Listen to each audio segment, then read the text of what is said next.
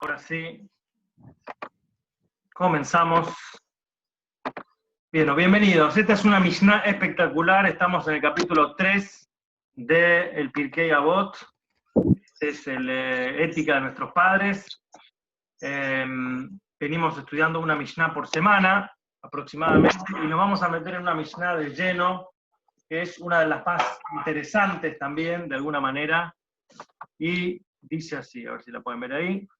Rabbi Hanina, el principal asistente de los Kohanim, del Kohen Gadol, dice, o sea, sería Sgan a Kohanim, Rabbi Hanina Sgan a Kohanim, que sería como el Kohen suplente, o principal asistente del Kohen Gadol, dice, ora por el bienestar y el éxito del gobierno. Esto es lo que nos dice la Mishnah de Pirkei Avot. Hay que rezar para que al gobierno le vaya bien, que hay que rezar por el bienestar del gobierno. Voy a ponerme. Bien.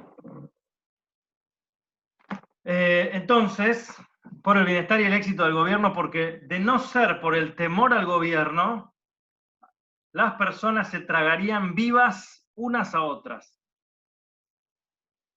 Rabbi Hanina ben Teradión dice, bueno, vamos a frenar un poco acá también. Rabbi Hanina, si dos personas se sientan juntas y no hay palabras de Torah compartidas entre ellas, es una reunión de tontos, o un asiento moshav letzim, un asiento de banales que no entienden lo suficiente para apreciar el valor de la Torá, y no habría que sentarse con ellas. Como se dice en Teilim, el justo no se sienta en una reunión de tontos. Para la última parte, pero si dos personas se sientan juntas y hay palabras de Torá compartidas entre ellas, la presencia divina reposa entre ellas, como dice, entonces quienes temen a Hashem hablaron palabras de Torá entre sí, Hashem prestó atención y escuchó, y las palabras de ellos fueron escritas en un libro de recuerdos ante Hashem para recompensar a quienes temen a Hashem y piensan en su nombre. De este pasuk sabemos solo que la presencia divina reposa entre dos personas que hablan de Torá. De donde sabemos que si incluso una persona se sienta sola y estudia palabras de Torá, que la presencia divina se fija en él, se le fija, el santo bendito sea, le fija una recompensa, de un pasuk donde dice, se siente solo y estudia Torah en paz, porque el hacerlo puede tomar recompensa de sí mismo, recompensa para sí mismo. Bien, entonces una Mishnah bastante extensa y habló de varias cosas también, pero vamos a empezar con lo primero. Lo primero que vamos a hacer es una pequeña introducción en entender quién era este Rabbi Hanina Sgan a Kohanim. ¿Quién era este Rabbi Hanina, el principal asistente del Kohen Gadol? Y vamos a tratar de ubicarnos en el contexto histórico de dónde sucedió esto. Tenemos que retroceder y para atrás hace 2000 años, un poco más, aproximadamente 2000 años, en el cual en la época del segundo templo vivían, era lo que era la época de los Tanaim, los autores de la Mishnah. Particularmente, hay una parte del rezo de Yom Kippur que es muy fuerte, no sé si uno está familiarizado, por lo general es el momento después del Iskor, y el momento del Iskor de Yom Kippur es cuando siempre los templos se llenan de gente, que hay gente que va una sola vez por año al Shil, y es para Iskor de Yom Kippur. Yo me acuerdo, iba a un templo en Devoto, en la zona de Villa Devoto, la calle José Pedro Varela, cerca de la General Paz, cerca de Lope de Vega, y me acuerdo que juntábamos minyan con dificultad para Shabbat, pero cuando llegaba el día de Yom Kippur, venía la gente que no venía en todo el año. Y eran media hora, una hora que se llenaba y estaba completa las butacas, y después se vaciaba después de Discord y no había más gente, o sea, volvíamos a hacer los mismos, el minyan reducido. Pero como pasó en este templo, pasa en muchísimos templos, y hay gente que su relación con judaísmo es ir una vez en el año, en el día de en el momento del Iskor, al templo a participar. Después del Iskor, viene la parte que se llama Musaf. Ahora el Musaf, Musaf significa el adicional. El adicional, que es en día de semana nosotros tenemos 3 rezos. A la noche, Arbit, a la mañana, Shacharit, y a la tarde, Minjá. Son 3 rezos por día. Cuando es Shabbat, Rosh Chodesh, cuando es el día sábado, primero de mes, o festividades, tenemos 4 rezos. Tenemos Shacharit, y a continuación hay un segundo rezo que se llama Musaf, que se llama el adicional. Este rezo adicional, en Yom Kippur tenemos 5 rezos, que tenemos Neilá, que es un quinto rezo, que es muy especial. En otro momento podemos hablar de la importancia de cada rezo. Había una vez un hombre que dice, la verdad yo no entiendo a los judíos. Hablé con un judío, me dijo, ¿cuántas veces rezan por día? Me dijo 3. Le pregunté a otro judío, ¿cuántas veces rezan por día? Me dijo 5. Le pregunté a otro, ¿cuántas veces rezan por día? Me dijo 4. ¿Ustedes no se ponen de acuerdo? Dice, no, pasa que te encontraste con 3 tipos de judíos. El judío que te dijo que rezan 3 veces es uno que va todos los días al templo. El que te dijo que rezan 4 veces es una persona que solamente va a Shabbat. Y el que te dijo que se reza 5 veces es una persona que va solamente en Yom Kippur. Pero todos tienen razón, son todas de verdad.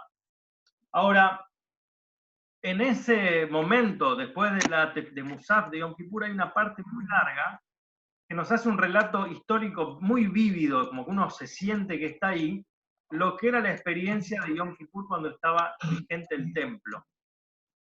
Y también nos cuenta una historia, una de las más tremendas y tristes de nuestra historia, que es conocida como la historia de los 10 mártires.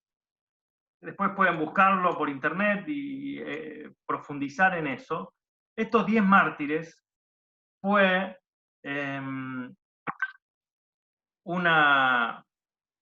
había un emperador o un dominado, o sea, era de los romanos, un dominante, sí, un gobernante romano, que decidió tomar venganza de alguna manera y tomó los 10 sabios más distinguidos del que tenía en ese momento el pueblo judío y los asesinó a todos, justificando una causa muy antigua que era cuando los 10 hermanos vendieron a Yosef. Las 10 tribus, cuando vendieron a su hermano, dijo, bueno, yo me voy a cobrar ese castigo, y asesinó. Esto es una descripción histórica muy dolorosa y con mucha enseñanza también, pero era algo muy fuerte, y cada uno lo tomaba, asumía su ser un mártir con mucha nobleza. O sea, Rabí Akiva, no sé si escucharon hablar del famoso sabio Rabí Akiva, fue uno de esos 10 mártires. El líder de la generación, Rabban Shimon ben Gamliel, el sumo sacerdote Rabí Ishmael Cohen Gadol, 10 genios y personas muy, muy importantes en su sabiduría y en su ejemplo de vida, fueron asesinadas en esa fecha. Una de esas 10 personas era Rabí Hanina, el asistente del sumo sacerdote. Entonces, él fue una de las personas que vivió posterior también a la destrucción del segundo templo, y relató muchas de las prácticas que había vivido ahí. ¿Sí? Justamente es interesante que, a pesar de que él había recibido toda la crueldad del gobierno corrupto y perverso romano, que habían tomado de alguna manera y usurpado o conquistado la tierra de Israel, y no era una cuestión solamente el imperio romano con el pueblo judío, tuvieron una relación muy dura, ¿no? Muy tortuosa, muy dificultosa, mucha pelea, hubieron mucha gente que se oponía a ellos, y había incluso una guerra civil interna dentro del pueblo judío. La famosa historia de Kamsa y Bar Kamsa, cuando una persona que se sintió traicionado, al mismo tiempo traicionó y condenó a los judíos a la destrucción del templo. Hay varias historias en el Talmud que nos relatan sobre los momentos difíciles políticamente que se vivieron ahí. Y el imperio romano no fue un imperio, vamos a decir, muy bondadoso. De hecho, destruyó el segundo templo, que comenzó la última diáspora, que tiene más de 2000 años, que el pueblo judío deambuló y fue el pueblo errante, que fue expulsado de su tierra natal, de Israel, y hasta hoy en día, a pesar de que volvimos a Israel, no es lo mismo, ¿no? Es como que la autonomía y la visión y la conexión con la tierra de Israel era como una nostalgia que quedó durante tantos años, como cantamos la canción de, ¿sí? La nostalgia que quedó sobre esa expulsión, y además que no era solamente eso, sino que imponían leyes muy duras, prohibían el estudio de la Torá, perseguían a los que estudiaban Torá, había persecución, prohibían hacer la circuncisión, el Brit Milá, y otras tantas cosas que no era sencillo. Y a pesar de todo, esta Rabí Janina dice, tenés que siempre rezar por el bienestar del gobierno. Algunos lo dicen, algunos lo interpretan, lo que él está diciendo es, rezá porque el gobierno sea un gobierno de paz. Shlomá shel Malhut. O sea, no reces solamente por cualquier gobierno, sino rezá para que tu gobierno sea un gobierno de paz. Estas palabras pueden significar que también podés rezar para que el gobierno sea pacífico, porque no todos los gobiernos son rectos y justos. Si un gobierno es corrupto y perverso, tenemos que orar para que cambie y promueva conductas pacíficas y civilizadas. Pero esto es una interpretación un poco más compleja. La interpretación literal es que él dice, rezá porque haya un gobierno, porque si no hubiera un gobierno, la gente se tragaría uno a la otra. Ahora lo vamos a empezar a analizar un poco esto, qué quiere decir, y no solamente en un nivel político, sino en un nivel personal, individual. ¿Sí? Es interesante que incluso dentro del propio sistema judío habían problemas estructurales muy importantes de sistema. ¿Por qué? Por ejemplo, para traer una noción, el primer templo, que fue construido por el rey Salomón con los planos del rey David, estamos hablando en la época del rey David, en Jerusalén, y que a partir de ahí no se movió nunca más de ese lugar, duró 410 años en pie, desde que se construyó hasta que se destruyó, 410 años. En ese periodo de 410 años hubieron 18 sumos sacerdotes, 18 Kohanim Gedolim. Vamos a hacer el cálculo. ¿Cuánto? Si tenemos 410 años dividido 18, ¿cuánto nos da el promedio? Un promedio de 22 años de duración cada sumo sacerdote. En el segundo templo, que duró 420 años en pie, hubieron más de 300 Kohanim Gedolim. Ahora ustedes me dirán, ¿era democrático? ¿Se votaban cada año? No, no era una democracia que se votaba el sumo sacerdote. Lo que había pasado era algo distinto y un poco más complejo y triste. Cuando los romanos asumieron el cargo, vendían la posición de sumo sacerdote a el mejor postor. Había corrupción, literalmente había corrupción. De hecho, alguna vez lo contamos, que se le ataba una cadena a los pies al Cohen Gadol, porque cuando el día de Kippur entraba a la zona más sagrada, no salía con vida de ahí. Por la espiritualidad que había presente ahí, al él no ser una persona apropiada para ese cargo, espiritualmente su alma dejaba el cuerpo y la persona moría. Podemos hablar en la virtud de que esa persona rica y corrupta, que había pagado sobornos para llegar a esa posición de honor, sabía que iba a ser su último año de vida, pero prefería esa experiencia espiritual, a pesar de no ser apropiado, pensando en encontrarle una virtud, pero en términos generales no era algo positivo, porque obviamente que no eran las personas más idóneas para el cargo. ¿Se entiende el concepto?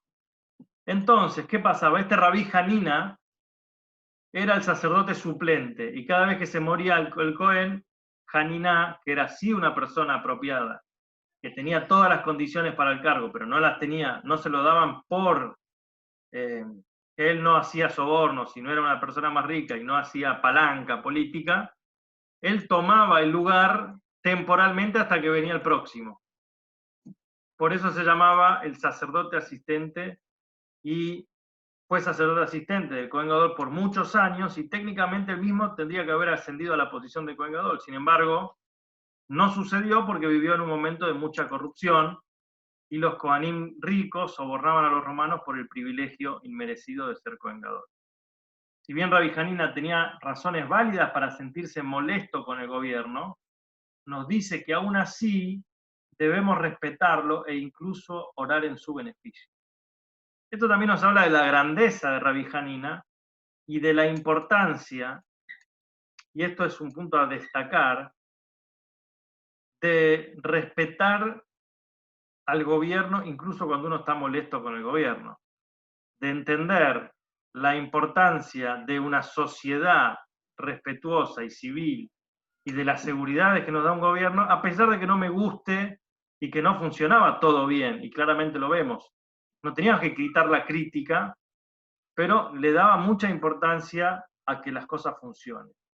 En los tiempos de Rabí Hanina ben Teradión, el gobierno declaró, por ejemplo, ilegal el estudio público de Torá, pero por eso también enfatiza que Hashem incluso aprecia el estudio de Torá cuando se hace en privado.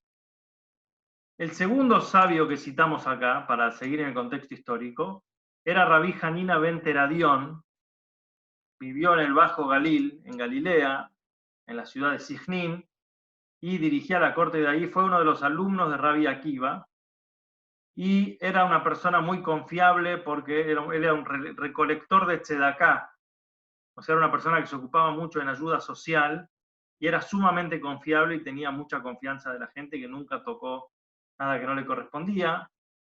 Tenía un hijo y dos hijas. Una de sus hijas fue Bruria, que fue una mujer ilustre dentro del Talmud. Se casó con Rabí Meir, uno de los grandes sabios, Rabí Meir Balanés. Para el que conoce un poco de la historia de los sabios de la época talmúdica, Rabí Meir fue un gran sabio, y Bruria, su esposa, figura varias veces dentro del Talmud, incluso teniendo opiniones rabínicas porque era una mujer muy sabia. Y Rabí Hanina ben Teradión también fue uno de los 10 mártires y fue asesinado por enseñar Torah en público, luego que el gobierno declarara que era ilegal esta práctica. De hecho, fue una muerte muy dolorosa. Los romanos lo envolvieron en un rollo de Torá y le prendieron fuego con un rollo de Torá envuelto. Y perversamente pusieron algodón húmedo en el pecho para prolongar el sufrimiento. Entonces, cuando vio eso, su hija dijo: ¿debo ver a mi padre sufrir así? A lo que Rabí Hanina respondió: si me hubieran quemado vivo solo, me habría preocupado, pero con la Torá, sé que quien vengará a mí, la Torá me vengará también a mí.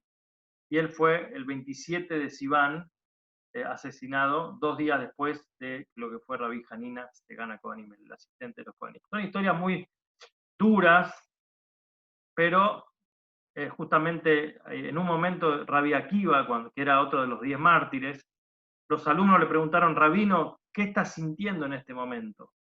Y él dijo: toda mi vida esperé este momento. Poder llegar a entregar mi vida al servicio y al sacrificio, o sea, no lo busqué, no pude, no estamos hablando que está bien, pero no hay nada más loable y más excelso que una persona que entrega su vida en lo que se llama Mesirut Nefesh, incluso su vida. Pero, o sea, por eso son todas las personas que murieron por ser judíos, están en el más alto nivel espiritual en la historia, en la existencia. No hay, ninguna obra te puede llevar a ese nivel de espiritualidad que te permite ese acto tan extraordinario, ¿sí? Lo que es. Pero bueno, que de hecho es uno de los fundamentos de la fe judía, es que como Yehudí, el alma judía está dispuesto a entregar su vida por ser judío. Y eso es como una columna vertebral de todo, y es algo completamente profundo y trascendente. Obviamente que al mismo tiempo, la misma Torá nos dice: cuídate y cuida la vida, y por eso en cuarentena todos los templos están cerrados, y no hay que hacer ni fiestas, ni encuentros, y la vida está antes que todo. Por eso el Shabbat, si mi mujer tuvo dos de mis hijos nacieron en Shabbat y fuimos con el auto al hospital y manejando y haciendo todo lo que hay que hacer para salvar una vida. Incluso si hay una duda, si una vida se va a poner en peligro, por eso no hay que romper, y la vida está antes que todo, pero si a vos te amenazan y te dicen, renunciar a tu judaísmo, o en este caso que no tenían alternativa, no hay nada más espiritual y profundo que esa entrega. Al mismo tiempo preservamos la vida, no es que denigramos la vida. No estamos hablando acá de ser un, ¿cómo se dice?, un autobomba o un suicida que va y terrorista. Al revés, el judaísmo defiende la vida con uñas y dientes y frente a todo y todas las mitzvot de la Torá. Pero cuando llega el momento de un caso tan extraordinario, obviamente las personas que perdieron su vida por ser judíos en la Shoah también, son las personas con el alma en el nivel más alto espiritualmente. O un soldado israelí que muere defendiendo la patria y defendiendo a sus hermanos judíos, tiene el estatus más alto posible, que es el de entregar su vida en defensa de un ideal. O sea, no hay nada más elevado para el alma que eso. Pero al mismo tiempo, defender la vida, y obviamente que no queremos llegar a esa situación. Rabbi Akiva dijo, toda mi vida esperé ese momento, de alguna manera diciendo, sabía que mi servicio a Dios al nivel máximo era este de entregar mi vida, y por eso también está la famosa frase de el Shema Israel, oye Israel, Dios es nuestro Dios, Dios es uno, que las personas en ese acto, en esa declaración, dicen, estoy dispuesto a entregar mi vida por Hashem. Ahora, volviendo a nuestro concepto, ahora después que hicimos un poquito el análisis histórico, Rabbi Akiva nos propone y nos dice, tenés que respetar al gobierno, tenés que respetar, ¿por qué? Porque no hay nada peor que la ingobernabilidad. Si hay anarquía, si es tierra de nadie, si es justicia a mano propia, cualquier sistema es mejor que no haya ningún sistema. Las personas, si se les permite, como dice acá, devorarse unos a los otros, si no tienen algo que los unifica y que los conduce, se desbandan y no se permite. Obviamente que tenemos que luchar con nuestras herramientas para lograr un gobierno justo, correcto y protegernos de las injusticias. Y ningún sistema que haya existido hasta ahora es perfecto.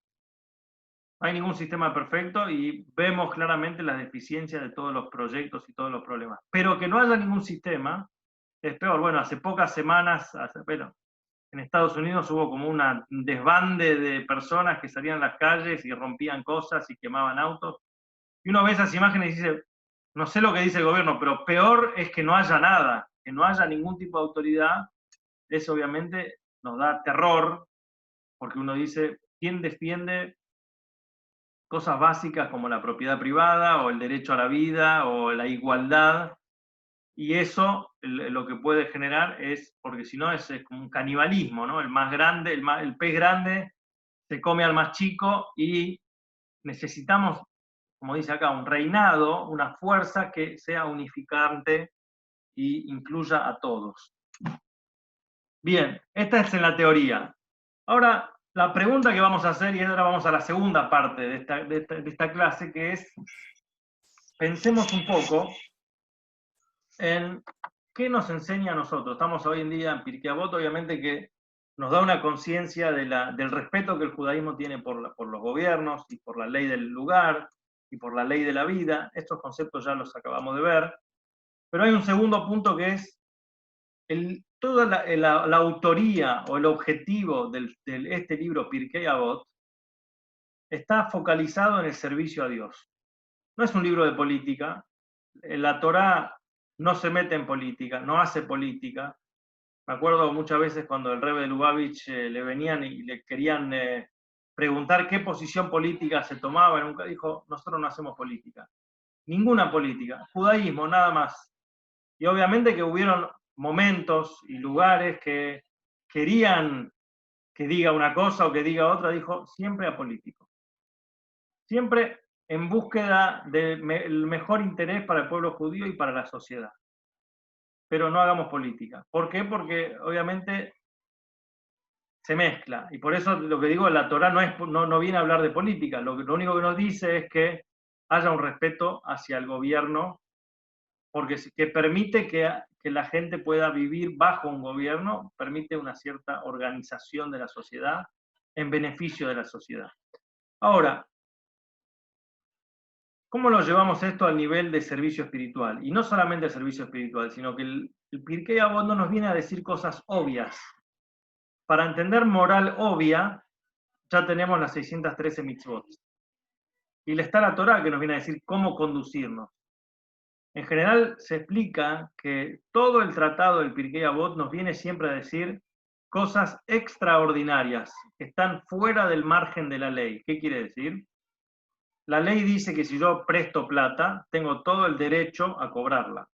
La ley de la Torá dice, si vos prestás dinero, tenés que cobrarlo, no importa si el otro se empobreció, si le fue mal el negocio. Ahora, hay una ley no escrita que dice, si el otro se fundió y no tiene cómo devolvérselo, perdónaselo. Como juez no te puedo obligar a hacerlo, pero te lo puedo promover, de decir, anda más allá de lo que te exige la ley. O yo te puedo decir, la ley me exige a mí ayudar a una persona en tal y tal caso, pero podés ir más allá de lo que la ley te exige y esforzarte un poco más. Y en todos los aspectos, uno trata de no vivir una vida solamente ateniéndose a lo que la ley me indica y nada más. Quiero embellecer las cosas, quiero hacerlo lo mejor posible, quiero ir por esa tangente en lo positivo, obviamente estamos hablando. Entonces, si estamos hablando para una persona que ya las cosas bien las hace y le estamos dando herramientas para poder moverse más allá de lo que la ley le exige, en el concepto de bondad, en el concepto de ser tan exigente, de buscar el bien más allá de lo que la ley te está pidiendo, entonces se está hablando en realidad de dos personas o de una persona que es muy capaz. Y por ejemplo, es tan capaz que él siente que puede, la palabra que usa acá es, se tragaría vivo uno al otro. ¿Qué quiere decir tragar vivo? Un maestro a veces tiene paciencia para enseñar a un alumno, pero a veces no tiene paciencia para enseñar al alumno porque la diferencia, la distancia entre el maestro y el alumno es tan grande que el maestro siente que el alumno lo único que tiene que hacer es seguirlo y nada más. O sea, hay personas que son muy, muy buenas, excelentes personas, pero son arrolladoras, son abarcativas. O sea, pasa mucho, por ejemplo, en parejas. En charlas de parejas, cuando hablan sobre la relación matrimonial, uno de los dos es muy bueno en algo. Por ejemplo, mi mujer sabe comprar, o sabe elegir bien, o sabe pelear el precio. X. O a veces son más cosas. Entonces, al ser que uno hace bien y el otro no lo hace bien, siempre termina siendo una de las cosas uno de los dos de la pareja. Pero a veces pasa que un cónyuge termina tragando al otro, no le permite la expresión de su personalidad. Por ejemplo, si un cónyuge tiene carácter muy fuerte y el otro tiene un carácter más dócil, puede pasar que se termine tragando uno al otro, y no por maldad, sino por carácter. Entonces siempre vamos de vacaciones a donde una persona que es indeciso y el otro es muy decidido. Siempre termina tomando las decisiones el que es más decidido, y el indeciso va perdiendo su lugar, a veces lentamente. Cuando se da cuenta 10 años después de casado, dice, no, pero yo nunca decido dónde vamos. Te pregunté 20 veces, me empezás a dar vuelta. Bueno, son mis tiempos de decisión. Y este es el concepto de no tragarse uno al otro. Si un alumno es muy inteligente y el otro no, siempre las respuestas más rápidas las va a tener más inteligente, pero no le permitís al menos inteligente expresarse. Él también tiene algo bueno para decirte. Y este es el concepto de que si no tuviéramos temor al reinado, que quiere decir temor al cielo, el rey, frente al rey, Somos todos creaciones divinas. Frente a Hashem no hay nadie que está de más. Y nadie carece de una expresión y de un aporte. Entonces no debemos tragarnos unos a los otros, incluso en buena medida. Y algo interesante como para definir este concepto es, toda persona tiene algo interesante para decir. Lo importante es que vos te sientes a escucharlo con atención.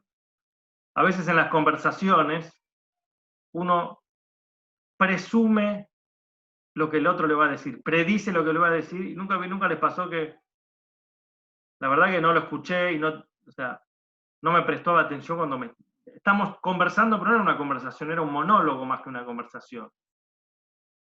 Y es difícil, o hay personas que vos decís, no, si con un profesor universitario me encantaría hablar, pero con una persona que tal vez no estuvo estudio, me aburre hablar. Y es incorrecto, porque esa persona siempre tiene algo interesante para aportarte.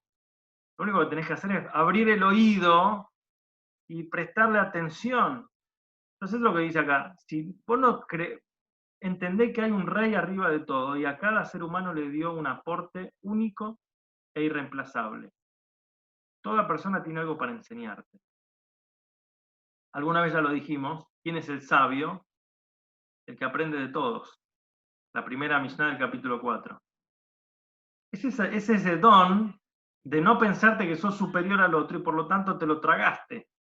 Te lo tragaste quiere decir que no le diste espacio a su existencia, a su representación. No al elitismo. Por ejemplo, hay personas que son elitistas y se juntan entre ellos y dicen no te juntes con esa chusma, ¿vieron? Como el Chavo del Ocho.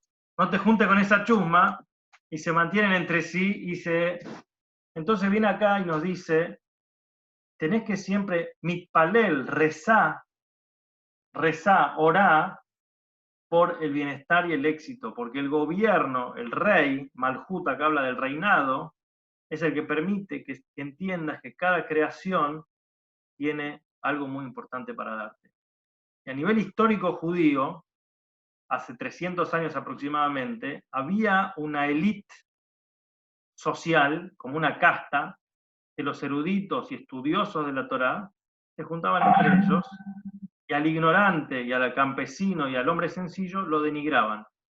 Tristemente era una realidad, por mucha persecución, por pogroms, por preservación de la vida, por X motivos, y el pueblo estaba como muy golpeado a nivel anímico. Y surgió un gran revolucionario en la historia judía, que es el Baal Shem Tov, que fundó el hasidismo, en el cual hay tantos adherentes hoy en día, y como movimiento. El Baal Shem Tov, uno de sus primeros y principales elementos era amar a cada judío. Y decía, al judío simple es más valioso frente a Dios que el estudioso. Y a veces un acto hecho con corazón sencillo, por ejemplo, una persona que no sabe leer pero se sienta en Yom Kippur y derrama su corazón, es el que tiene el don, y frente a Dios eso es recibido mejor que aquel que se estudió 30 tomos del Talmud pero es arrogante. Y dio vuelta, pateó el tablero de la estructura del judaísmo, y hasta hoy en día esto es lo que comúnmente conocemos del concepto de decir todo judío es valioso, y obviamente que los diferentes rebes de Chabad en las diferentes generaciones seguían esta idea de decir yo estoy en un sentido inferior o igual frente a la persona simple. Y este es el mismo concepto, de decir, no te tragues al otro, no te lo tragues vivo, por eso vida es Torah. Si no hubiera el temor al cielo, incluso justificadamente, porque puede ser con buenas intenciones que uno dice, déjame a mí que yo lo sé hacer, déjame a mí que yo sé. Pero viene, nos recuerda acá y nos dice, tenés que ir más allá de lo que te exige la ley, no al elitismo, y rezá para que esto pueda darse, que puedas tener esa capacidad de aprender de cada uno. Segundo punto es la humildad para ver la virtud del otro. Y esto vemos que esa es lo que conecta a la Mishnah entre sí. La Mishnah nos dice, dos personas que están sentadas y no hay entre ellas palabras del Torah. ¿Qué quiere decir? Cada uno está estudiando y piensa que el otro no tiene nada para enseñarle. Dos personas que están sentadas y no hay entre ellos palabra de Torah, no descubre la virtud del otro para aprender. Siempre necesitas un segundo para aprender. A través del debate, a través de compartir experiencia, de compartir estudio, es como te enriqueces. El que estudia solo se ahoga, se convierte en autorreferencial nada más y pierde noción de lo que el otro te puede aportar. Entonces acá te dice, si hay dos personas sentadas estudiando, esto se convierte en una reunión de tontos. Sentado quiere decir, esto hay que bajarlo a caballos, tiene que haber Torah entre ellos, tiene que poder bajarlo acá abajo. Ahora, es interesante como es tan tremendo el Pirkei Avot, porque dice, no hay camino medio. Dice, si no hubiera temor, rezar por el bien del gobierno, porque si no las personas se tragarían a sí mismas. No hay un intermedio, no hay un momento, podés no rezar por el gobierno y que la gente no se trague. Sí, pero la consecuencia a largo plazo va a ser esa. Las caídas, los descensos, uno a veces empieza con algo pequeño, pero la tendencia, la inercia es inevitable, va a terminar mal. Entonces, si vos no rezás por el bien del gobierno, es si no, pero el gobierno está bien, pero que haya un poquito, la persona va a terminar de la peor manera. Si yo me siento con el otro y no hay entre nosotros una mediación de enseñanza, de aprendizaje, vas a terminar en una, como dice acá, una reunión de tontos, una reunión de payasos. Al fin y al cabo te está describiendo lo que va a pasar a futuro. ¿Qué quiere decir lo último que dice? Inclusive si no hay dos personas y hay una sola persona, él también debe estudiar. Bueno, ya sabemos que debe estudiar. ¿Qué nos quiere decir? ¿Cómo va más allá de la letra de la ley? Y esto nos está diciendo, si estás solo estudiando, no estudies superficialmente. Estudia con la profundidad como si estuvieras con otra persona estudiando también. Esto es ir más allá de tu propia exigencia. A veces cuando uno estudia solo, y esto les va a pasar, me parece, nos pasa también, uno estudia solo y dice, entendí todo, estuvo perfecto, no sé si cuando uno iba a la universidad, no sé, en la yeshiva o en la universidad, y se anota el resumen de lo que aprendió y lo que dice, ya estoy listo para la prueba. Llega la prueba y la ves y dice, no entiendo nada de lo que está pasando acá. ¿Por qué? Porque vos pensaste que lo entendiste, pero no lo entendiste, porque te convenciste, lo pasaste rápido, etcétera. O sea, tenés que poder estudiar solo como si estuvieras estudiando frente a otras personas también. O sea, sí, pero si yo lo había entendido, sí, pensaste que lo entendiste, pero no. Esto es estudiar solo y exigirse más allá de lo que la ley te exige. Por eso, este es el segundo punto, dice, dos personas que están sentados y no hay entre ellos palabra de Torah, cuando cada uno piensa que no tiene nada para aprender, entonces esa persona es muy difícil que aprenda algo. Si una persona está llena de engreimiento y cree que tiene una importancia, es demasiado importante como para aprender, o demasiado importante, entonces no hay espacio ni para Dios. El famoso Rebbe de Kotzk, él tenía una frase. En una vez le preguntó a sus alumnos, dijo, quiero que me digan, ¿quién sabe dónde se encuentra Dios? Entonces los alumnos dijeron, ¿cómo dónde se encuentra Dios? Está en todos lados. Sí, Dios se encuentra donde lo dejan entrar. ¿Y dónde lo dejan entrar? Donde uno tiene apertura para aprender, para ser humilde. Si vos ya sabés dónde está Dios y ya sabés todo, estás cerrado, estás perdido. No tenés solución. Dos personas que están sentadas y cada uno está estudiando su propio asunto, entonces tienen que intercambiar, tienen que formarse uno con el otro. Bien, entonces, esto es un poquito el resumen de la Mishnah, algunas ideas poderosas.